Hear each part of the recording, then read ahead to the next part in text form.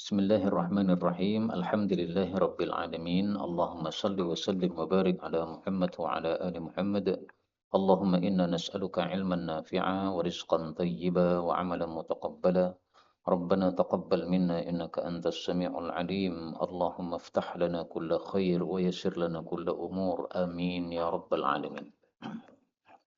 Alhamdulillah kaum muslimin rahimakumullah. Kita lanjutkan pengajian hadis dari kitab Al-Buyu' karya Mbah Ghazali rahimahullah. Dan kita sudah sampai pada bab yang ke-90. Faqala al-muallif rahimahullah ar-rahnu, barang gadaian itu la yughlaq atau la yaghlaq, tidak terkunci. Terkunci maksudnya bagaimana? Nah, nanti dijelaskan di dalam kitab ini. Yaghlaq, la yaghlaqu, ya, tidak terkunci.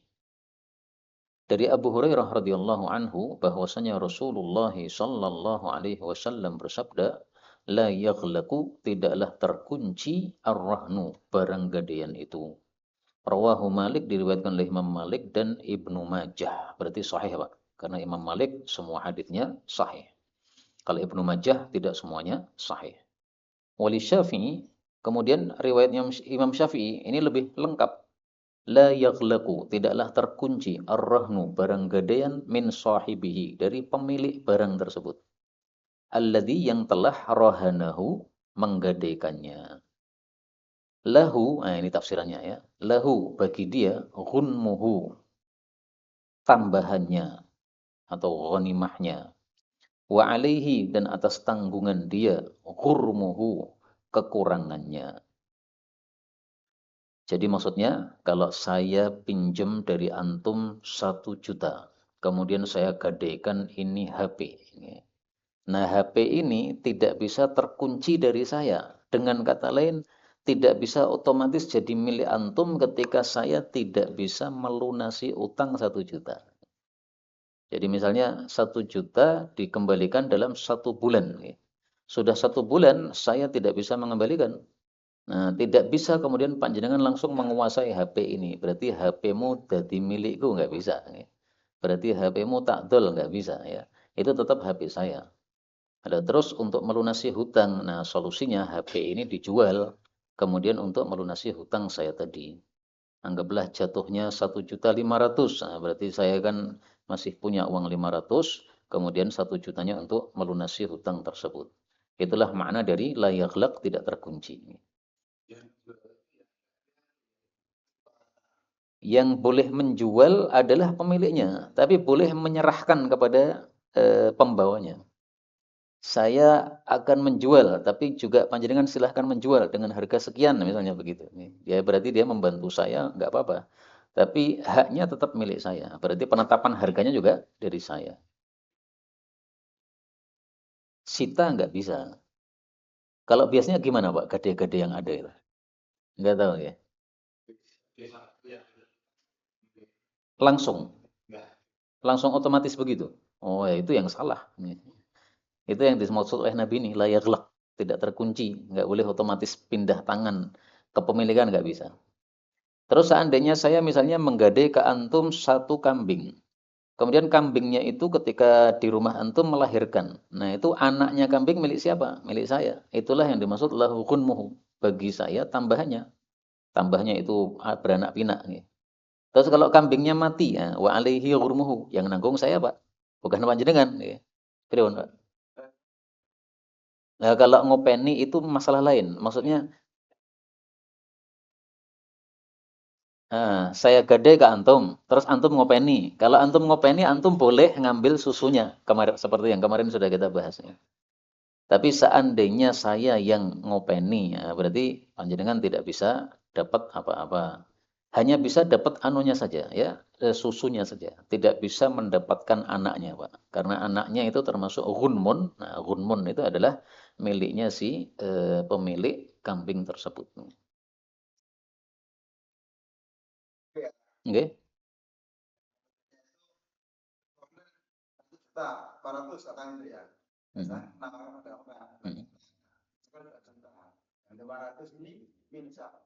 Lah kalau saya mengizinkan panjenengan menjual dengan harga terserah panjenengan nggak apa-apa. Ya. Ya. Enggak ya. Jadi sesuai kesepakatan bagaimana. Kalau misalnya saya bilang jangan dijual lebih dari 1.500, nah, panjenengan jualnya 2.000, dosa. Karena tidak sesuai dengan persyaratan. Nggih. Kalau tidak mau ya diubah aja akadnya. Serasa ngono. Tak yang penting kamu minta 1.500 tak carikan. Nanti harganya terserah saya, misalnya gitu nih. Kalau sudah saling ridho nggak ada masalah. Hmm. Hmm. Nggih.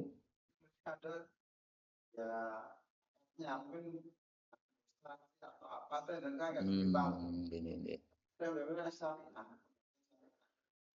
Tapi memang apa, Pak? Sekarang orang-orang itu sering menggunakan nama syariah hanya sekedar untuk melumas saja, ya. Supaya dia itu kelihatan bagus gitu. Bungkus saja nih. Sebenarnya bukan syariah.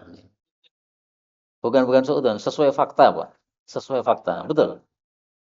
Karena saya juga punya teman-teman yang bisnis dalam bab-bab apa tanah dan sebagainya. Jadi mereka ngerti lah ya. Jadi bank-bank yang namanya syariah, bahkan mereka ngaku sendiri, kami ini tulisannya bank syariah, tapi belum semuanya. Mereka ngaku, belum semuanya itu produk kami syariah gitu. Berikutnya, okay. Bab 91. Rahnus silahi, menggadaikan senjata. Wa mautu Ka'b bin al-Ashraf, dan kematiannya Ka'ab bin Ashraf ini seorang Yahudi. Ini. Kalau Ka'ab bin Malik sahabat Nabi, nah, jangan salah ya. Ka'ab bin Ashraf sama Ka'ab bin Malik beda. Dari Jabir bin Abdullah radhiyallahu anhuma dia mengatakan telah bersabda Rasulullah sallallahu alaihi wasallam, "Man siapakah li Ka'b bin al-Ashraf bisa membereskan Ka'ab bin Ashraf." Nah, jadi Nabi itu kalau mau menyuruh seseorang membunuh seorang tokoh kafir yang kurang ajar, itu menawarkan, Pak. Tidak langsung asal tunjuk kamu berangkat enggak ya. Tapi siapa yang berani nih? Fa innahu, karena sesungguhnya Ka'ab ini qad ada, dia sudah menyakiti Allah wa rasulahu, dan rasulnya. Yaitu dia mengejek-ejek Allah dan rasulnya. Dan orang seperti ini kan halal darahnya. Ya, halal darahnya. Meskipun dia muslim, Pak. Menyakiti, mengejek Allah Rasul, udah murtad kafir. Apalagi dia sudah Yahudi. Faqala, maka berkatalah Muhammad bin Maslamah. Nah, ini seorang sahabat Nabi, satu dia pemberani, dua, dia dijamin tidak terkena fitnah oleh Nabi Sallallahu Alaihi Wasallam. Jadi ketika dia masih hidup, nah itu oleh Nabi sudah dijamin dia tidak mungkin kena fitnah. Saya temukan dalilnya dalam riwayat Abu Dawud, Nabi mengatakan, La tadurrukal fitnah. Wahai Muhammad bin Maslamah, kamu tidak akan terkena fitnah. Sehingga ketika terjadi perang antar sahabat, ini Muhammad bin Maslamah nggak ikut campur, Pak. Nggak gabung sana, nggak gabung sini. Dia nggak mau ikut campur perang antara sesama muslim. Nah, dia mengatakan, saya berani membunuh dia. Fa'atahu, lalu Muhammad datang kepada Ka'ab. Faqala, lalu dia mengatakan, aradna, kami ingin, antuslifana, untuk meminjami kepada kami, wasqan aw wasqain, satu wasak atau dua wasak. Satu wasak itu berapa? Hmm? Al-wasqu situna so'an. 60 so'. Sementara satu so' 2,5 kilo kali 60. Nah, tinggal dikalikan. Dan ini termasuk bolehnya kita dusta karena perang, Pak.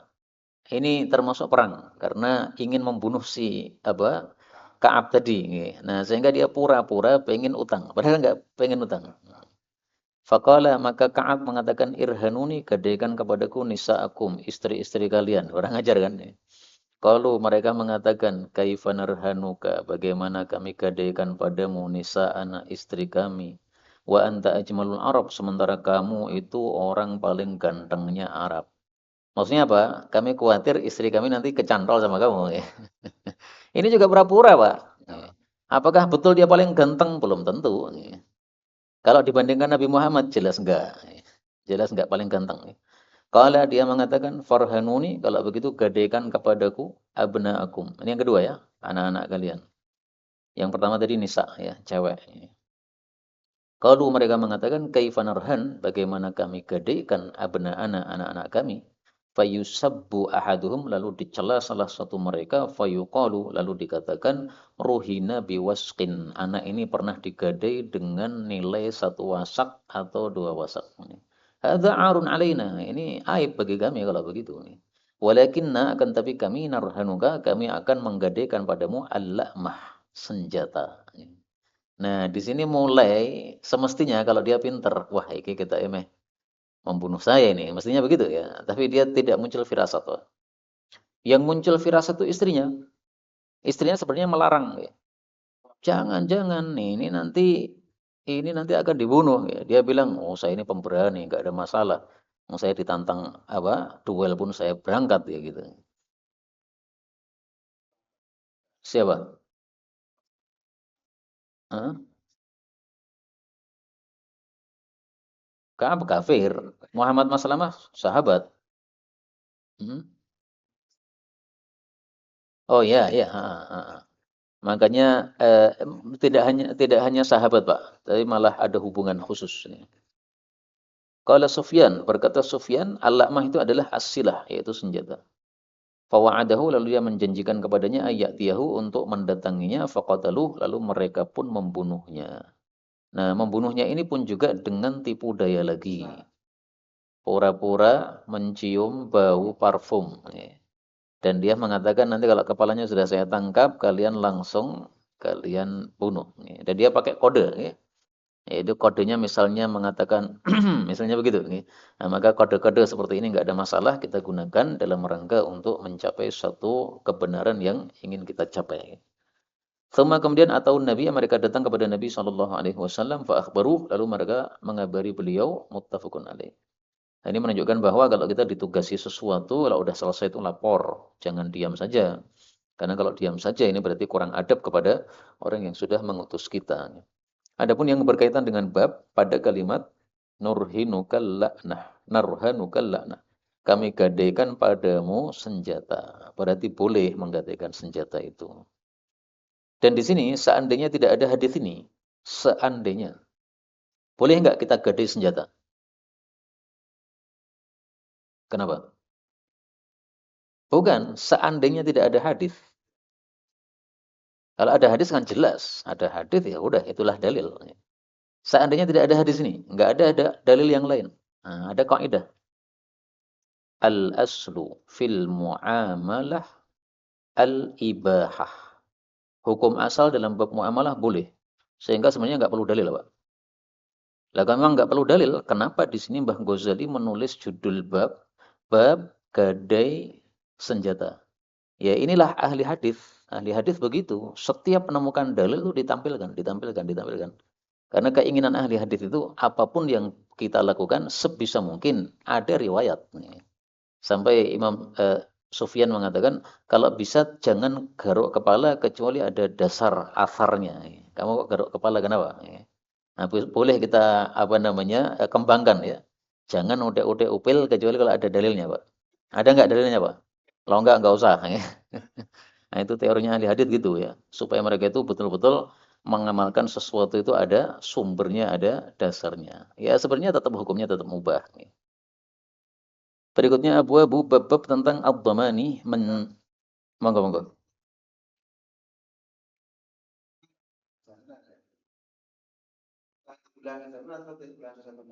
Hutang itu tidak harus ada gadai. Ketika ada jaminan itulah disebut gadai. Maka berarti ini ada dua akad ya. Akad utang itu satu, akad gadai ini dua. Apakah utang harus gadai? Tidak. Jadi utang tok juga nggak apa-apa. Biasanya kalau sudah percaya itu tidak perlu gadai. Tapi kalau belum percaya, nah barulah kemudian disyariatkan gadai. Gimana? Kalau ada barang dititipkan, ya meskipun tanpa kata-kata gadai, ya itu namanya gadai.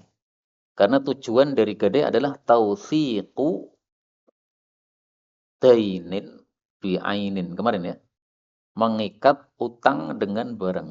Nah, supaya utangnya nggak lari kemana-mana. Ya, maka diikat dengan barang yang kita pegang. Ya.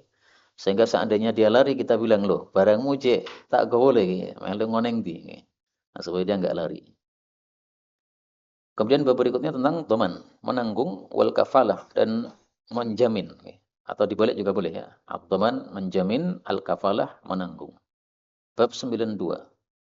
Wujubu wajibnya ada iddain melunasi hutang 'alal mali bagi orang yang mampu melunasi hutang. Mali itu maksudnya dia punya duit untuk melunas. Misalnya utangnya 1 juta, kita punya uang 1 juta, itu namanya mali. Kalau diterjemahkan per kata, mali itu artinya ghani, orang kaya. Makanya para ulama mengatakan istilah kaya itu dalam setiap bab definisinya beda-beda. Kaya dalam bab zakat, orang yang sudah mencapai nisab. Kaya dalam bab melunasi hutang, orang yang memiliki uang sesuai jumlah hutang. Itu namanya kaya. 225 an Abi Hurairah radhiyallahu anhu anna Rasulullah sallallahu alaihi wasallam qala matlu menunda-nundanya al-ghani orang kaya yaitu yang tadi yang punya duit tadi zulmun adalah zalim fa idza maka apabila udbi'a dipindahkan ahadukum salah satu kalian ala maliyin kepada orang yang kaya maksudnya ada duitnya tadi falyatba maka hendaklah dia menerima pemindahan tersebut muttafaqun alaih. Coba terjemahnya apa, Pak? Yang di situ. Yang hadis ini terjemahnya apa?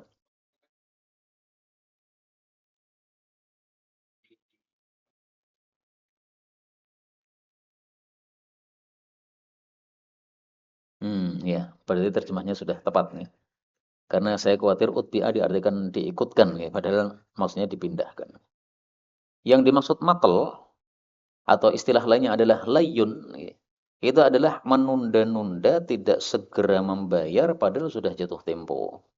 Kalau belum jatuh tempo itu tidak disebut matel. Jadi misalnya akhir bulan saya harus melunasi utang. Tapi tengah bulan saya sudah punya duit. Nah, itu ketika saya tunda-tunda tidak segera bayar, itu bukan termasuk yang matal di sini. Karena belum jatuh tempo, Pak. Sehingga orang melunasi hutang itu bisa 3 tingkatan. Tingkatan pertama, afdol. Tingkatan kedua, biasa. Tingkatan ketiga, dolim. Afdol itu adalah sebelum jatuh tempo kita lunasi. Biasa itu adalah kita lunasi tepat waktu pas jatuh tempo. Dolim adalah kita lunasi setelah jatuh tempo, nggak segera dilunasi. Padahal mampu. Ya. Makanya di sini syaratnya adalah ghani, dia mampu. Kalau tidak mampu ya nggak dolim. Ya. Nah, seandainya saya punya utang kepada seseorang, kemudian saya tidak bisa melunasi, tapi sudah jatuh tempo. Solusinya apa? Solusinya ini, utbi'a, pindahkan. Sehingga saya bilang kepada antum, mohon maaf Pak, utang 1 juta saya nggak bisa melunasi hari ini, tapi saya masih punya uang di Pak Ari. Nah, silahkan panjenengan ambil uang saya di Pak Ari. Di sana ada 2 juta, silahkan diambil 1 juta sesuai jumlah uang antum. Nah, panjenengan saya pindahkan begitu itu, silahkan faliyat ba. Hendaklah panjenengan menerima. Perintah menerima ini hukumnya apa, Pak? Wajib apa sunnah?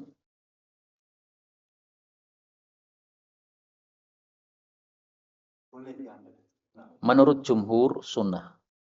Berarti panjenengan boleh menolak. Mau aku tak pindah nih Pak Ari. Cukup ndewe kono. Nah, itu boleh. Tapi kalau madhab zahiri wajib, Pak. Berarti panjenengan menolak nggak boleh. Kenapa? Karena ada kaidah mengatakan wal aslu fil amri lil wujub. Hukum asalnya perintah adalah wajib. Nah, di sini Nabi kan memerintahkan kan, falyatba hendaklah kamu menerima. Ya, berarti jangan ditolak.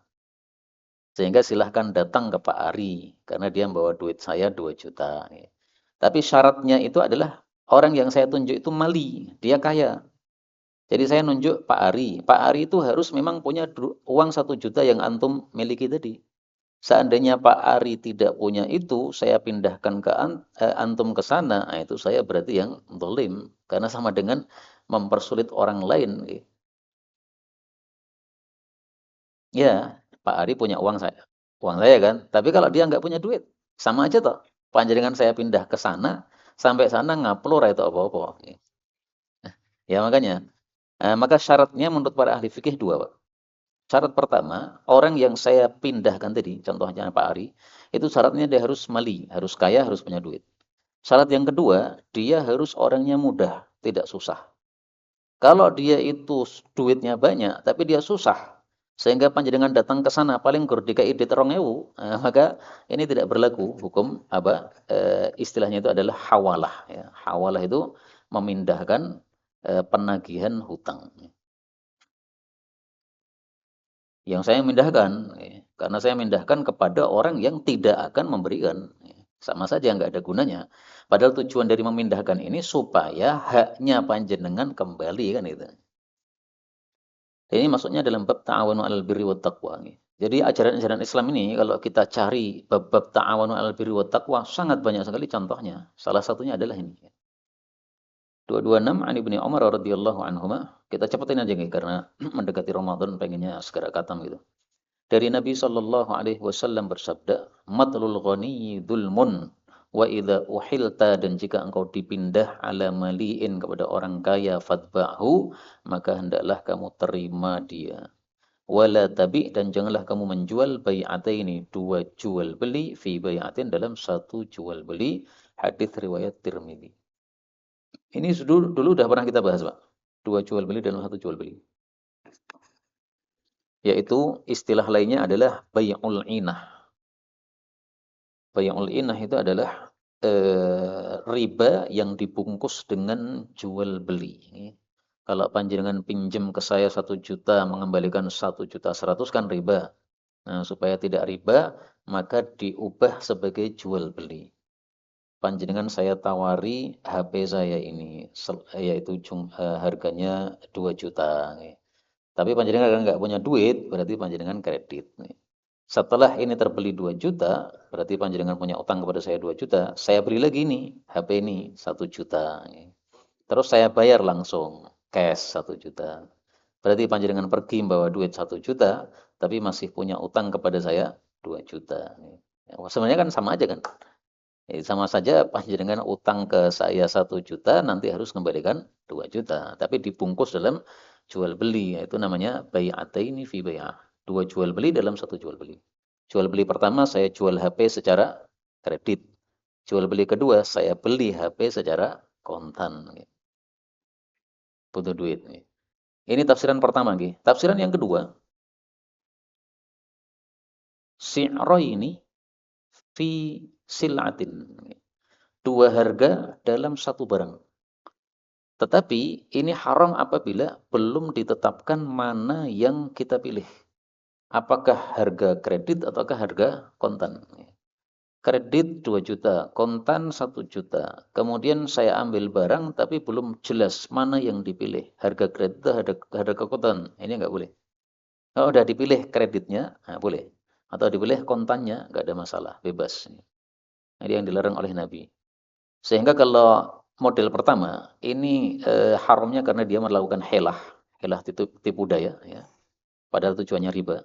Kalau yang kedua, ini larangannya karena apa? Gharar, spekulasi, nggak jelas atau jahalah, racetho. Ya.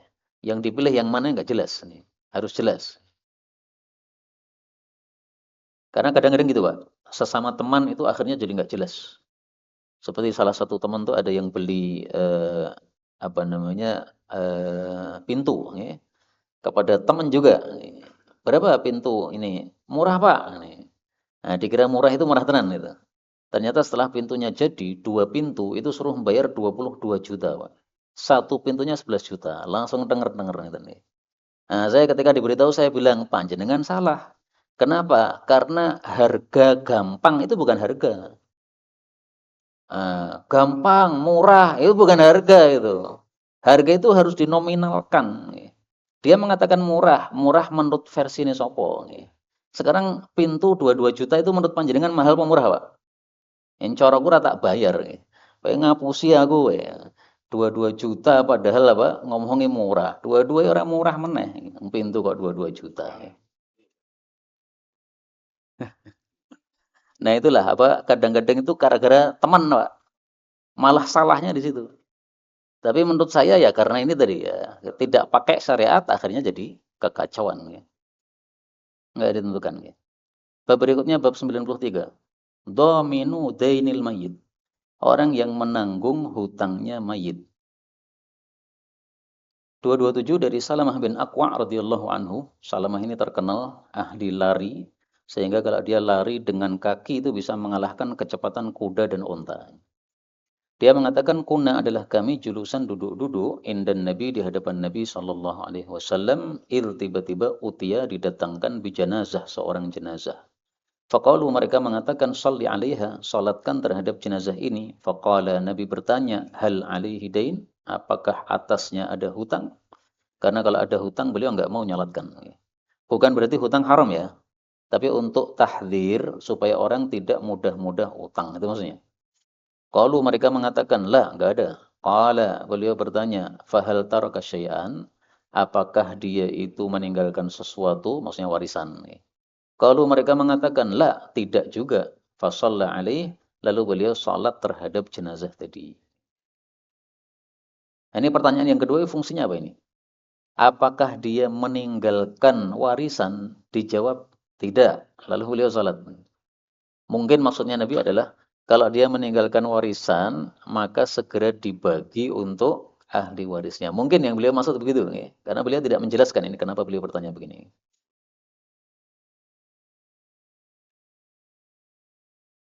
Nggak ada kaitannya sebenarnya. Ya.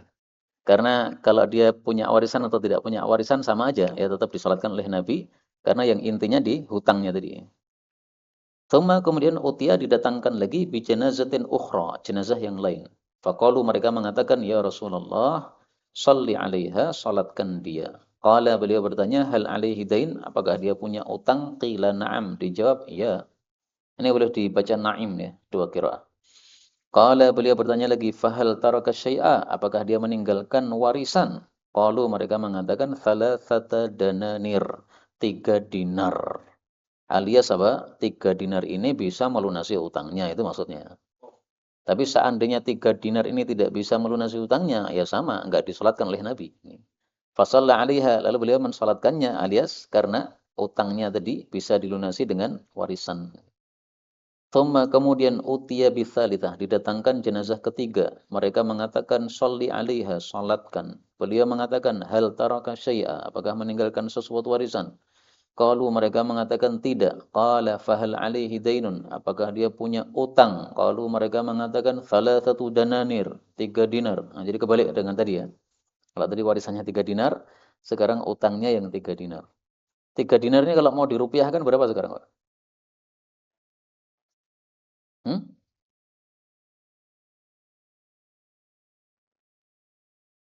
Bukannya 1 dinar sekarang 8 juta. Sekarang segramnya 3 juta. Hmm. 15 juta 1 dinar. Oh, berarti sekarang tambah mahal lagi ya?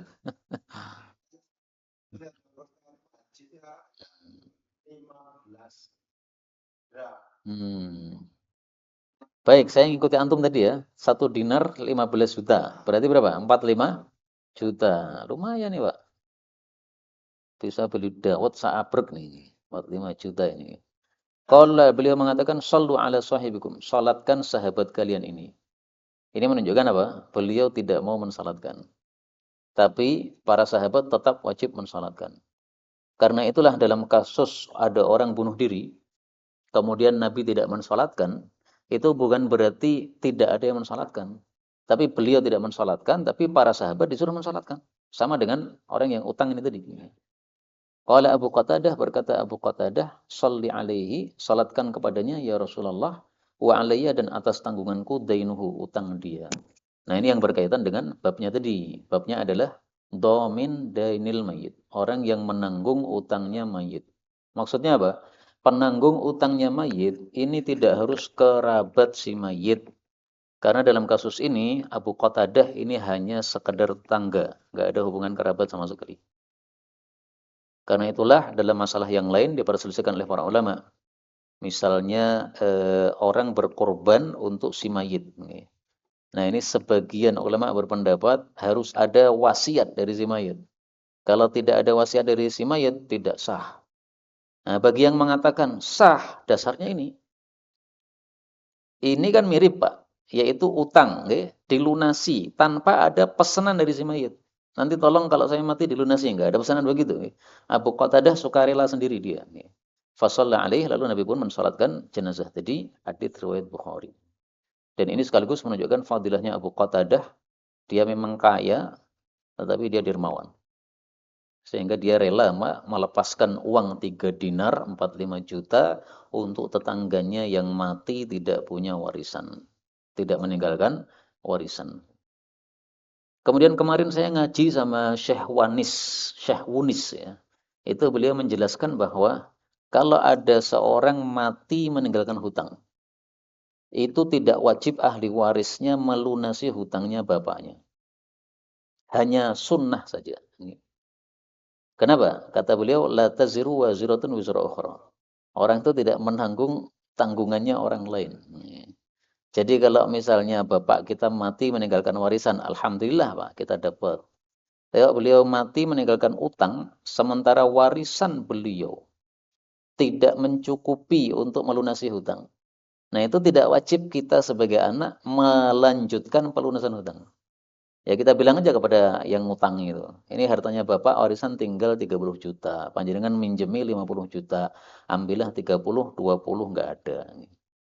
Enggak wajib bagi anaknya untuk apa? Melunaskan. Bukan, beliau tidak mengatakan ada pendapat yang lain. Enggak ada. Jadi beliau tidak mengatakan ada dua pendapat enggak. Sehingga zahirnya tidak ada dua pendapat. Nah, masalah birrul walidain itu masalah lain, Pak. Karena gini, ini kan bicara hukum. Kalau bicara hukum itu wajib tidak itu sudah baku. Adapun masalah birrul walidain masalah adab. Karena kalau kita kaitkan ke birrul walidain, belum tentu birrul walidain di sini tepat. Misalnya, bapaknya memang suka utang dan utangnya ragu-raguan. Utangnya untuk foya-foya misalnya. Nah, kalau kita malah melunasi itu seolah-olah kita merelai tingkah tadi gitu. Sebenarnya anaknya sudah melarang terus berkali-kali, tapi masih nekat. Nah, ya sudah. Dan demikian juga Syekh Unis tadi mengatakan, orang yang utang itu ketika dia mati dan belum melunasi utangnya, masih ada dua kemungkinan lagi kata beliau. Kemungkinan pertama, dia sudah ada niatan untuk melunasi hutang. Nah, orang seperti ini nanti di akhirat akan dilunasi oleh Allah. Sebagaimana hadis yang kemarin kita baca ya. Tapi memang ya hadisnya bermasalah kan kemarin ini. Terus kemungkinan yang kedua memang dia tidak punya niatan untuk melunasi, ya itulah yang disiksa oleh Allah Subhanahu wa taala. Nah, sehingga artinya kaitannya dengan anak tadi, kalau anak tidak melunasi utangnya pun ya enggak apa-apa. Dia nanti akan dibereskan oleh Allah Subhanahu wa taala utangnya di akhirat besok. Nah, itu maksudnya dari warisan tadi loh. Jadi warisannya Bapak jangan dibagi kecuali sudah diselesaikan utangnya. Lah utangnya kok masih bersisa. Nah, ini jadi kewajiban anak atau tidak? Tidak. Mau lunasi silahkan. Tidak mau lunasi ya apa-apa. Paling-paling orang-orang mengatakan, wah anak durhaka. Paling-paling gitu aja. Tapi secara hukum fikih itu enggak dosa gitu loh. Ini penjelasan Syekh Unis. Beliau tidak mengatakan ada perselisihan pendapat. Padahal biasanya beliau itu kalau ada perselisihan pendapat biasanya menjelaskan. Di sini beliau tidak menjelaskan adanya itu. Sehingga akhirnya enggak ada perselisihan. Dan menurut saya masuk akal ya. Karena tadi la taziru waziratun wizra ukhra. La yajni 'alaika wa la tajni 'alaih. Jadi orang berbuat kriminal itu yang nanggung dia sendiri, tidak ditanggung oleh anaknya. Berikutnya 228. Dari Abdullah bin Abi Qatadah dari bapaknya Abu Qatadah bahwasanya Nabi Shallallahu alaihi wasallam utia didatangkan birojulin seorang laki-laki liyusalli alaih untuk beliau salatkan padanya. Lalu beliau mengatakan sallu ala sahibikum, salatilah sahabat kalian ini fa inna alaihi dainan karena sesungguhnya dia menanggung hutang. Maka Abu Qatadah berkata, huwa alayya, hutang itu tanggungan saya ya Rasulullah. Qala beliau bertanya, bil wafa, pelunasan? Qala dia mengatakan bil wafa, pelunasan. Artinya gini, kamu itu mau membayar untuk melunasi atau membayar untuk minjemi. Kalau cuma minjemi sarakacek, podo wae dia masih punya utang, utangnya pindah kepada kamu. Sehingga kalau kamu cuma minjem itu saya nggak mau salatkan. Tapi kalau wafa alias melunasi utang dia, maka saya akan salatkan. Qala fa shalla alaihi. Coba itu terjemahan apa Pak Silo? Penuh. Oh ya. Penuh juga bisa. Jadi bil wafa dengan penuh alias jadi misalnya utangnya 30 juta. Nah, kamu itu melunasi 30 apa 20? Kalau kamu cuma melunasi 20, berarti masih punya utang 10, saya nggak mau salatkan. Diartikan begitu juga bisa. Sehingga ada dua syarah untuk hal ini ya, karena yang pernah saya dengarkan syarahnya seperti tadi, bahwasanya si mayit lepas dari tanggungan, yaitu karena sudah dilunaskan oleh Abu Qatadah. Tapi memang terjemah secara lughawi yang biasanya ya wafa adalah penuh tadi. Berikutnya bab 94, al-madmun, orang yang ditanggung itu ya bro, bebas bil qada'i dengan sebab dilunasi. La, bukan bidhamani faqat, dengan ditanggung saja. Dari Jabir dia mengatakan, adalah Rasul sallallahu alaihi wasallam la yusalli, tidak mensalatkan ala rajulin, atas jenazah seorang, mata yang mati wa alaihi dainun, menanggung hutang. Fa'utiya bimayyit, lalu didatangkan seorang mayit, maka beliau bertanya, alaihi dain, apakah dia nanggung hutang? Mereka mengatakan, na'im dinarani, ada 2 dinar. Maka beliau bersabda, sallu ala sahibikum, salatkan sahabat kalian. Lalu Abu Qatadah al-Ansari berkata, 2 dinar itu atas tanggungan saya ya Rasulullah. Maka beliau pun salat kepadanya sallallahu alaihi wasallam. Ini dulu ya di awal-awal Islam. Nah, kemudian di akhir Islam berubah. Falamma, maka tatkala fatahallahu, Allah sudah memenangkan ala rasulihi sallallahu alaihi wasallam. Artinya banyak kemenangan di mana-mana. Ada perang Khaybar, ada Fathu Makkah dan seterusnya. Maka beliau mengatakan, ana, saya ini aula, lebih dekat bikulli mu'min, terhadap setiap orang beriman, min nafsih, dari dirinya sendiri. Maksudnya adalah faman taraka dainan, siapapun meninggalkan hutang tidak ditanggung oleh ahli waris, fa'alayya qada'uh, atas tanggungan saya pelunasannya. Kalau tidak cukup dari warisannya, maksudnya gitu. Kalau dari warisannya cukup, ya dia diambil dari warisannya sesuai ayat tadi. Wa man taraka malan, dan barang siapa yang meninggalkan harta, fali warathatihi, maka untuk ahli warisnya. Hadis riwayat Abu Dawud. Nah, tentu saja yang dimaksud fa'alayya qada'uh ini adalah diambilkan dari mana? Baitul mal, bukan dari kantong beliau sendiri yang beliau enggak punya. Fa'alayya qada'uhu min baitil mal. Baik, kaitannya dengan bab tadi apa? Jadi al-madmun, orang yang ditanggung, seperti tadi ya, yang punya utang 2 dinar tadi ya. Itu bebasnya dari hutangnya bil qada, ketika sudah dilunasi. Jadi misalnya Abu Qatadah tadi ya, sudah membayarkan 2 dinar. Tek. Nah, begitu sudah dibayarkan, nah itu orang yang ditanggung tadi sudah bebas dari dikuburnya. Tapi ketika baru ditanggung oleh Abu Qatadah, itu dikuburnya dia masih tertahan, Pak. Belum dapat kebaikan sebagaimana orang-orang muslim yang mati yang lain. Karena kalau orang muslim mati, kalau sudah dikubur mestinya kan dapat kenikmatan surga ya. Kenikmatan kubur maksud saya, kenikmatan surga yang diberikan di kubur. Sehingga ketika belum dilunaskan, maka dia belum mendapatkan kebaikan itu. Itu yang dimaksud oleh beliau, ya bro, bebas ini. Sebenarnya ada hadis yang lebih lebih apa tegas daripada ini ya. Tapi saya coba cek di sini ada nggak nih? Nggak ada nih. Kita tampilkan yang dari Maktabah Syamilah. Kata kuncinya ini, Pak, berotta. Al-an, sekarang ini, hina, ketika berotta alih, engkau sudah mendinginkan untuknya jildahu, kulitnya. Jadi ketika belum kamu lunasi, itu masih panas di kuburnya alias belum mendapatkan kebaikan. Begitu sudah kamu lunaskan, saat inilah kulitnya sudah mulai dingin, alias apa? Sudah tidak mendapatkan siksa di kuburnya. Nah ini nih. Oh ada. Di mana? Nomor berapa? Oh, Wali Ahmad. Di hadis ini juga. Nah, ini berarti pentingnya ditampilkan semuanya ini. Iya. Coba antum baca Wali Ahmad. Yang Wali Ahmadnya saja. Heeh.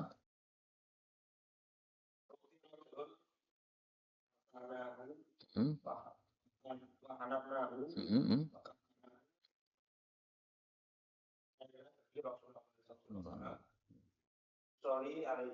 Hmm. Enggak langsung matanya, yang langsung matanya yang qala Rasulullah ada.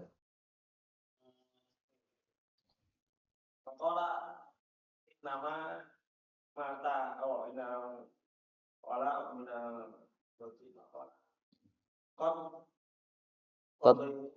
Hmm. Salam salam.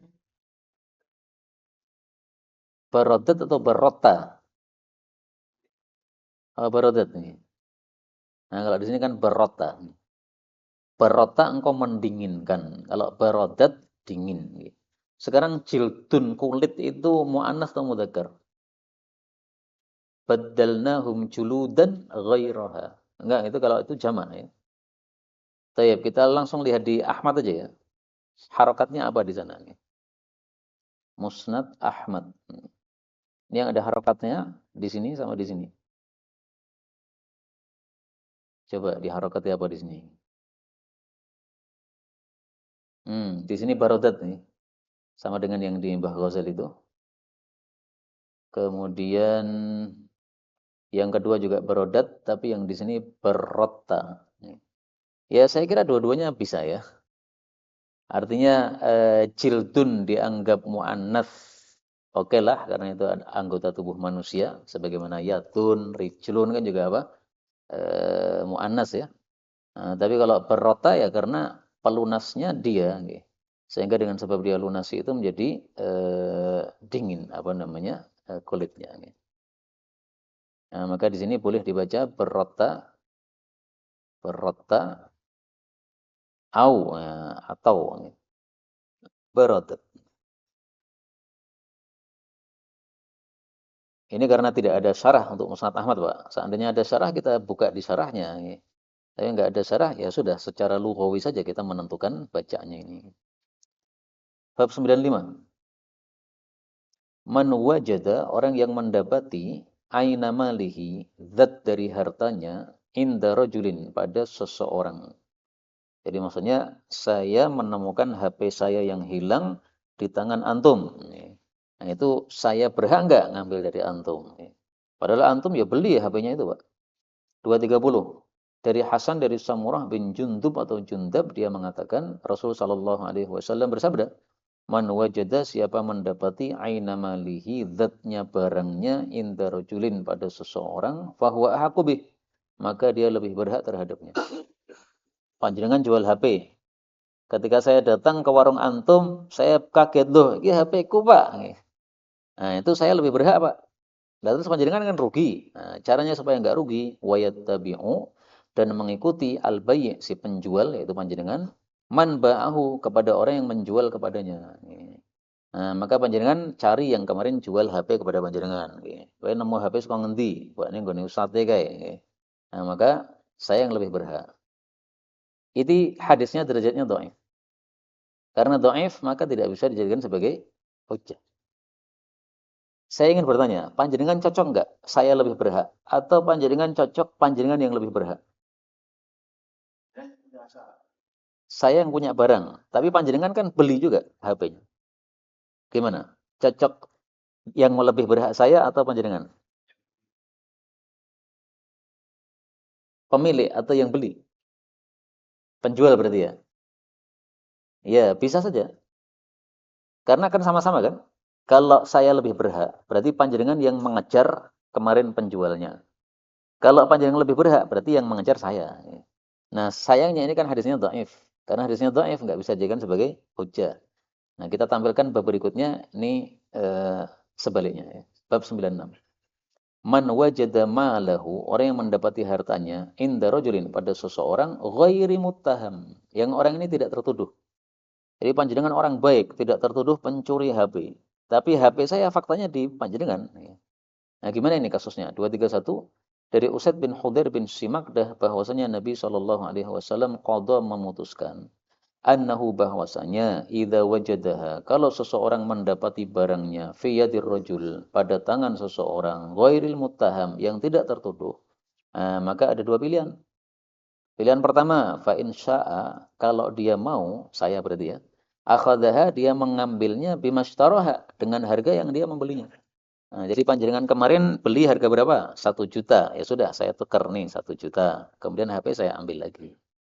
Wa insya'a dan jika mau ittaba'a sarikahu, dia cari, dia buntuti pencurinya. Nah, berarti saya tanya kepada panjenengan, ndak ingin nemu suka ngendi, Pak? Nah, maka panjenengan kasih nomor HP-nya dia, saya hubungi dia. Jadi yang bekerja saya, yang mengejar nggih, keperluan saya sendiri nggih. Wa qadha bidzalika dan telah memutuskan hal itu Abu Bakar dan Umar, rawahun Nasa'i. Ini kalau kita anggap hadis pertama dhaif, sementara hadis yang kedua ini derajatnya sahih, maka kita pakai hadis yang kedua. Tapi kalau kita anggap yang pertama ini juga sahih, maka kita bisa tempatkan, Pak.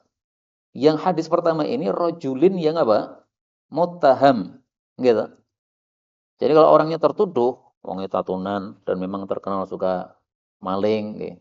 Nah, maka ketika panjenengan nemu di dia, ambil saja, Pak. Baca hadis ini, saya lebih berhak berdasarkan sabda Nabi. Dan ini hadis ini masih bisa kita sahihkan. Kenapa? Karena ini Hasan dari Samurah. Ini kan sanad ini kan diperselisihkan sampai ada 3 pendapat kan. Hasan tidak mendengar dari Samurah, berarti sanadnya munqati, dhaif. Hasan mendengar dari Samurah, berarti sanadnya muttasil, sahih. Hasan hanya mendengar dari Samurah satu hadis tok, yaitu hadis aqiqah. Ini bukan hadis aqiqah, berarti ini juga dhaif. Nah, sehingga ini masih diperselisihkan kesahihannya. Maka seandainya kita ngikuti Abu Daud ini meriwayatkan dan dia diam, alias dia mensahihkan. Nah, berarti cara menggabungkan adalah hadis pertama ini orangnya tertuduh, maka kita langsung ambil barangnya. Hadis yang kedua ini orangnya tidak tertuduh, maka kita bayar barangnya. Pripun, Pak? Ada pembahasan? Tadi kayaknya ada yang mau bahas, betul? Bab 97. Man wajada aina malihi, orang yang mendapati barang hartanya, zatnya hartanya, inda rajulin, pada seseorang aflasa yang telah bangkrut pailit. Dari Abu Hurairah radhiyallahu anhu dia mengatakan bersabda Rasul sallallahu alaihi wasallam, "Man barang siapa yang adraka mendapati malahu hartanya bi'ainihi dengan zatnya inda rajulin pada seseorang au qala insanin atau seorang manusia, qad aflasa yang sudah bangkrut, fahuwa ahaqqu bihi maka dia lebih berhak dengan barang tadi min ghairihi daripada selainnya yaitu para piutang-piutang yang lain." Saya ngutangkan kepada Pak Pilot ini motor, panjenengan ngutangkan kepada dia mobil, kemudian dia bangkrut, maka kita para piutang datang bareng-bareng ke rumah dia. Ternyata tersisa satu motor yang dulu saya berikan kepada dia. Nah, saya ambil motor tadi. Panjenengan nggak dapat apa-apa, Pak. Mobilnya sudah habis semua ludes. Tapi ada syaratnya ya. Syaratnya 3. Syaratnya disebutkan pada hadis berikutnya 233 dari Abu Bakar bin Abdurrahman bin Harith bin Hisham bahwasanya Nabi Shallallahu alaihi wasallam bersabda, ayyuma rajulin siapapun lelaki ba'amata'an menjual barang fa'aflasa lalu bangkrut alladzi bta'ahu orang yang membelinya walam yakbit ini syarat pertama ya dan belumlah menggenggam alladzi ba'ahu orang yang menjual kepada si bangkrut tadi min thamanihi dari harganya syai'an sedikit pun. Jadi saya utangkan kepada dia motor, belum bayar sama sekali. Ini syarat pertama ya. Sehingga kalau dia sudah bayar kepada saya separuh misalnya, saya nggak berhak terhadap barang tadi. Syarat yang kedua, fawajada mata'ahu bi'aini. Dia mendapati barangnya tadi masih zatnya, jadi masih belum berubah. Fahuwa ahaqqu bih, maka dia lebih berhak terhadapnya. Jadi misalnya saya berikan kepada dia motor bebek tahun 80 nih. Ternyata pas saya datang masih motor itu nih. Belum diganti dengan motor yang lain. Seandainya diganti dengan motor yang lain, meskipun sama-sama bebek 80, tapi sudah motor yang lain, bukan motor yang kemarin saya belikan. Nah, saya tidak berhak. Ini 2 syarat yang sudah disebutkan hadis. Syarat yang ketiga adalah bahwasanya orang yang bangkrut tadi belum mati, Pak. Kenapa? Karena kalau dia mati, Nabi mengatakan wa in matal mustari. Tapi kalau si pembeli yang bangkrut tadi mati, fasahibul mata, maka pemilik barang, yaitu saya pemilik motor tadi, uswatul ghurama, sama dengan piutang-piutang yang lain. Sama artinya gimana? Harta yang tersisa dibagi bersama. Seandainya saya ngutangi kepada si pilot tadi 1 juta, panjenengan juga 1 juta. Nah, berarti motor tadi dijual, nanti 50% saya, 50% panjenengan. Kalau saya ngutangi 2 juta, panjenengan ngutangi 1 juta. Nah, tinggal dihitung persenannya begitu. Nih. Itu apa terjemahnya di situ, Pak? Uswatul Qurama apa terjemahkan apa?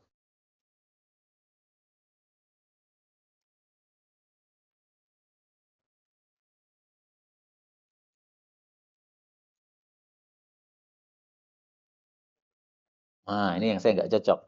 Uswah diartikan contoh itu uswatun hasanah. Itu ngawur itu. Mohon maaf ya, bukan ngawur ya. Nanti kalau penerjemahnya apa dengar saya ngomong ngawur kan rapena nih. Bukan ngawur ya, salah gitu nih. Karena kata-kata uswah itu bisa diartikan sawa gitu, bisa diartikan qudwah. La uswatun hasanah qudwah. Tapi kalau uswah di sini sawa, sawaul ghurama, sama dengan piutang-piutang yang lain. 234 dari Samurah bin Jundab dari Nabi Shallallahu Alaihi Wasallam berkata, man wajada mata'ahu barang siapa yang mendapati barangnya inda muflis pada orang yang bangkrut bi'ainihi masih barangnya masih zatnya fahuwa ahqubih maka dia lebih berhak terhadapnya. Nah ini hadis yang ditampilkan oleh Mbah Ghazali yang panjang ini sebagai penjelas untuk hadis yang pendek-pendek ini karena ini ringkasan. Nah, makanya kaedahnya mengatakan al-mutlaq yuhmal ala al-muqayyad. Atau yang semisal ini ya. Kalau ada hadis yang jelas, yang tidak jelas, maka dipahami dengan hadis yang jelas. Hadis yang global dipahami dengan hadis yang terperinci gitu. Bab 98. Khalqun Nabi sallallahu alaihi wasallam ahadan bisababid dain.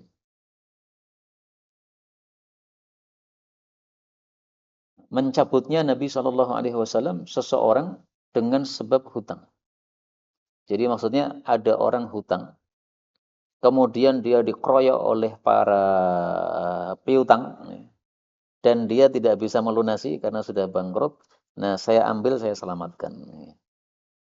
235. Dari Jabir bin Abdullah radhiyallahu anhuma bahwasanya Nabi sallallahu alaihi wasallam khala'a Muadz bin Jabalin mencabut Muadz bin Jabal min quramaihi dari para piutangnya. Semasta'malahu kemudian mempekerjakan Muadz alal Yaman kepada Yaman yaitu sebagai amil zakat supaya dia dapat uang supaya bisa melunasi utang. Maka Mu'adz mengatakan, Inna Rasulullah sallallahu alaihi wasallam, sesungguhnya Rasul sudah istakhlasani, menyelamatkan saya atau membebaskan saya, bimali dengan harta saya. Tsumasta'malani, kemudian beliau mempekerjakan saya. Rawahu Ibnu Majah. Tapi hadis ini dhaif karena ada Salamah al-Makki majhul, ada Abdullah bin Muslim bermasalah. Kemudian yang dimaksud istakhlasani bimali, menyelamatkan saya dengan harta saya, itu adalah fi muqabalati mali, ay u'tihim. Saya berikan kepada para piutang tadi, mali harta saya, bi qadri ma yatayassar. Dengan sekadar apa yang mudah. Jadi maksudnya, harta saya yang tersisa berapa? Nah itu oleh Nabi dibayarkan kepada para piutang tadi. Kemudian Nabi selamatkan Mu'ad. Ini Mu'ad sudah beres, sudah bebas dari antum. Antum dulu ngutangi berapa kepada Mu'ad? Anggaplah 100 juta. Tapi yang tersisa duitnya 10 juta. Ini sudah saya bagi sesuai dengan hak antum. Adapun kekurangannya itu tunggu Mu'ad sampai punya duit. Jadi jangan dituntut lagi. Nah, maka dikatakan sebagai apa? Istakhlasoni bimali. Menyelamatkan saya atau membebaskan saya dengan harta saya yang tersisa. Sehingga setelah harta tersisa itu dibagi-bagi kepada para piutang, itu sudah nggak boleh nuntut lagi, Pak. Oh, memang adanya cuma segitu. Nah, tapi disuruh dia bekerja lagi. Nanti kalau dia akhirnya berhasil mengumpulkan duit, nah utangnya yang dulu harus dilunas. Jadi belum bebas ya, belum bebas 100%. Ya. Kalau bebas 100% nggak penaan. Katanya. Baik, sampai di sini dulu, karena sudah hampir setengah 10. Tapi kalau ada pembahasan silahkan. Nih.